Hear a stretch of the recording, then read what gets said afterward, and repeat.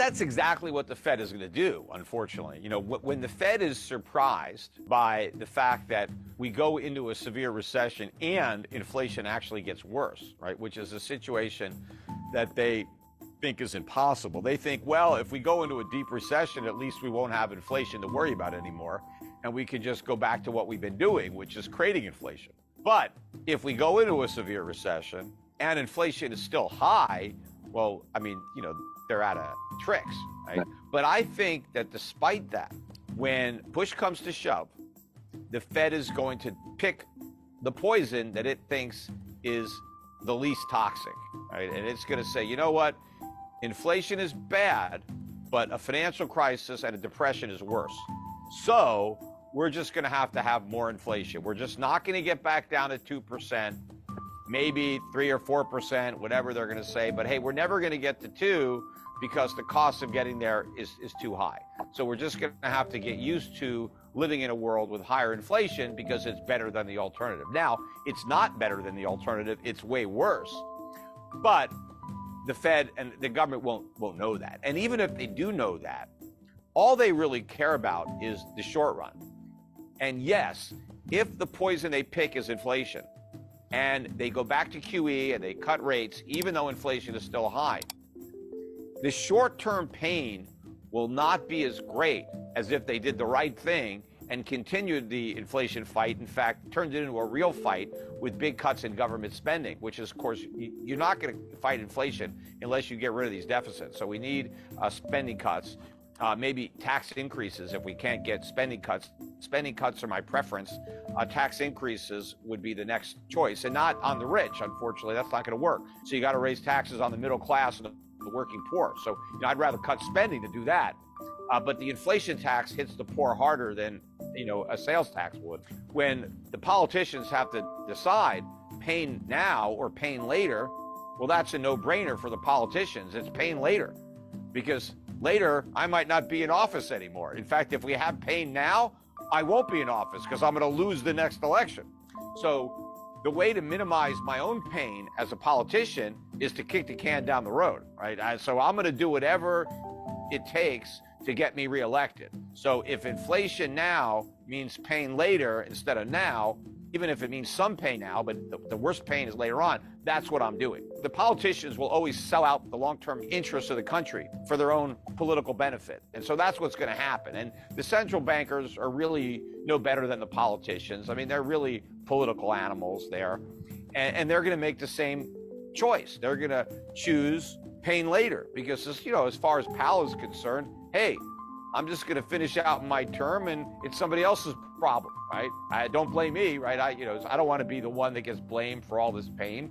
Let it happen on somebody else's watch. The only time that they will do the right thing, potentially, I mean, it's not a guarantee, but let's say we're at a real crisis, right, where the dollar is imploding, prices are skyrocketing, right? Inflation is, we're on the verge of becoming, Argentina or Zimbabwe, where it's like, it's going to be awful with, price control, shortages, riots, looting, civil unrest. I mean, things are just, it's just like an apocalyptic environment, right? In that environment where it's like, crap, no matter what we do, we're screwed.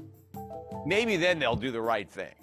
It's like but they're going to exhaust all the other possibilities. They would have done everything they could possibly do wrong. And then it's that, okay, no matter what we do, we're screwed. Maybe then they'll do the right thing, assuming they understand what the right thing is. I mean, I'll be there to tell them, but the question is, will they listen? It's going to lead me into the next question here is like, what is it that they are going to do for this next issue, or what is it that they are planning on doing to create like the monetary stimulus or whatever that's coming? Central bank digital currencies. What's going on here? I mean, this seems to be pushed worldwide and almost guaranteed to be coming. Yeah, but that's more an element of government control than monetary policy, although it may make it easier for governments to inflate the money supply and to try to target their so-called stimulus.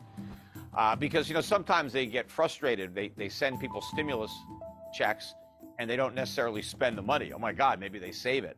And so what they could do is say, hey, instead of stimulus checks, we're going to give you some digital money with an expiration date.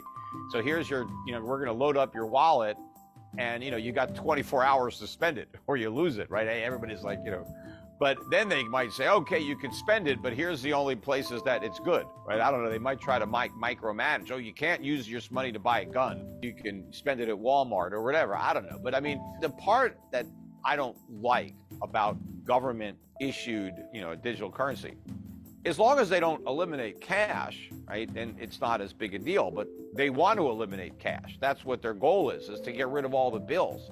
So you have no alternative but that digital currency. And the reason I don't want to live in a world where you're stuck using a digital currency for every transaction you make, and there's no way to transact in private, is that the government knows every single thing you spend money on. And that can give governments a lot of information about you, even if you're not spending the money illegally. For the government to know everything that you like, every cause that you support, everything that you do, they can create a profile of you, and potentially that they could use that profile in ways that could be harmful to you. And a lot of the things that you're doing today with your money may be legal, but what if they're illegal in the future? Because people just assume that governments are benevolent and they're good, but they tend to get very corrupt and get very evil. And a lot of times the governments become the bad guys and the resistance is the good guy. And how do you overturn a corrupt government? Well, it's a lot more difficult if that corrupt government knows every single thing you're doing and can see all the places that you're spending your money. And they can crack down on anybody that becomes part of a resistance. And once the government knows that it's harder for the people to resist tyranny, well, they're more likely to become tyrannical. So it becomes a self-perpetuating prophecy. Lord Acton said, power corrupts, absolute power corrupts absolutely. And so the more power you give government, the more corrupt government becomes. So you always want to be vigilant when it comes to government. You don't want to give up your liberties just because, you'll get some extra safety. And because what the politicians are going to say is, oh, if we just eliminate cash, we'll make it harder for the drug dealers and the terrorists and the money launderers. And maybe that's true. But you know what they're going to we're going to lose a lot of our individual rights and freedom. And it's just not worth the trade-off. And from my perspective, being in the financial service industry, I already see through this charade. All of the anti-money laundering that we have now, the laws on the books, all that stuff, yes, they say it's here because of terrorists and drug dealers and criminals, but that's just for the public to get them to approve the laws. The one goal that all these governments have in mind, the criminals that they really want to catch, are the people not paying their taxes. That's really what they're going after, right? They want the tax money. And so they think that if they eliminate the cash economy, then they're going to collect more taxes. Because there's still a lot of people today that do some work under the table, get paid in cash. That's who the government is going after, not the drug dealers, right? It's the guy that's driving his Uber and he's getting some money in cash, or he's doing some odd jobs. And, that's why they now want all these payment companies to report all these small transactions, like $600 or more. They want all these transactions reported. Why? Because people were having income and they weren't paying taxes. And yeah, I guess a lot of these people are breaking the law, but a lot of people are in a situation where if they don't break the law, they don't eat. There are some people that, hey, this is what I've got to do to make ends meet, because if I paid taxes, I couldn't earn enough money after taxes to cover my expenses. So the only way I could do it is to not pay the tax. And I'd rather have somebody working and not paying taxes than just sitting on welfare. Because that at least they're productive, at least they're providing goods and services. And when the government says we need all these IRS agents to go after the rich, that's a lie. They're not going to go after the rich. They're going to go after the middle class. They're going to go after the small business owners. Now, those are the ones that are cheating. The rich don't have to cheat. They have loopholes to reduce their taxes. The average guy doesn't have a loophole. So his loophole is, well, I'm going to make some money on the side and I'm not going to report it, right? Or I'm going to exaggerate some of my deductions. But you know, the minute you eliminate cash, they crack down on the underground economy.